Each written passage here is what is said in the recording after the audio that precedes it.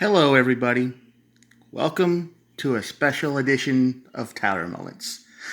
It is a follower's birthday today, and they asked for a personal reading, so I said, why not? I would give it a try. Now, the overall reading for this thing is the Ten of Cups. I shuffled all of these. It's real hard to do with one hand and a camera, so I'm going to have to do the best I can here. But the Ten of Cups is also, most tarot readers or card readers will probably know that the Ten of Cups is all about love, right? Happiness, good times, all that. It's one of the best cards you can have in the deck in your reading. So, congratulations. All right, let's see what you got. The Knight of Swords. The Knight of Swords is all about fast-moving energy, and if you're trying to build something new, everything's going pretty quick right now. This is the present row, right? The first three cards are the present row right now. So the Knight of Swords, you can get a good look at it, is quick, is a fast-moving energy, like I keep saying. It just likes to move fast and doesn't like to slow down. It's actually kind of exhausting. People get this in their reading and they're just work all the time. They like what they're doing, but it's draining them, right? All right. The two of Swords is all about making a decision. You got to make a decision, right? Which is important, but if this card is showing up, that means there is a decision that's going to change the path of your life a little bit. You're going to have to pick between focusing completely on your work, which I feel like this is how you do it, because this is a Taurus, obviously, April 27th today. It's your birthday, and you're a fixed sign. So once you put your head into something, you just never stop. That's what Taurus people do. And you're going to have to make a decision on how bad you really want this. But it looks like you already have. The King of Wands here is all about passion.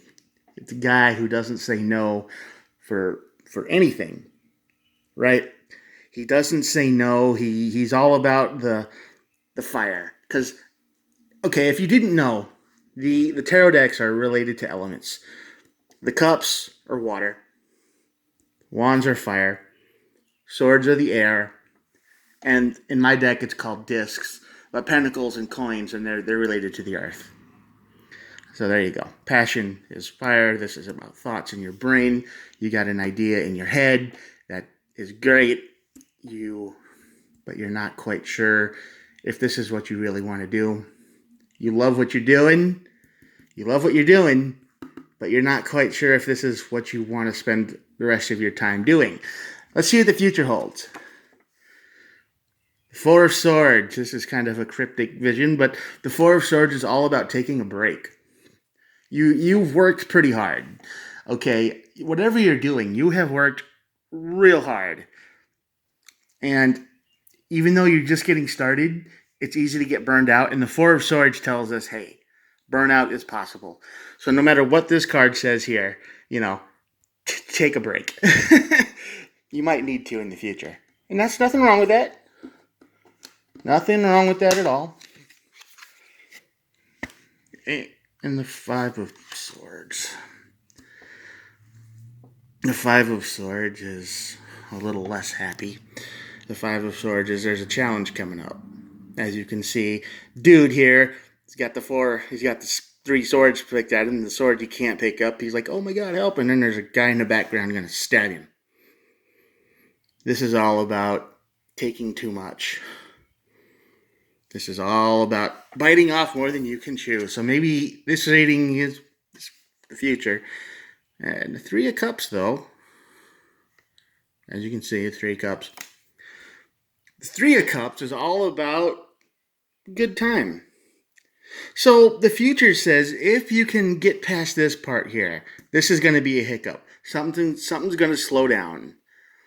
Okay, you're going to hit the plateau. You're stuck between here and this, and your goal is here, but you're stuck.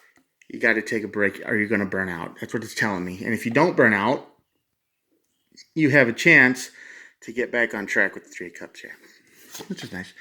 Now this row is your hopes and fears for the future. Hopes and fears. Two of discs, two of pentacles, two of discs, two of everything is juggling a decision. Work and life, right?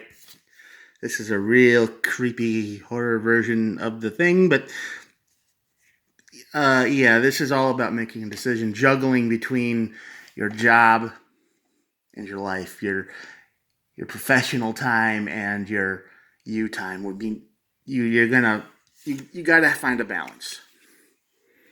The King of Swords shows up. The King of Swords is all about the now. You're not thinking of the bigger picture,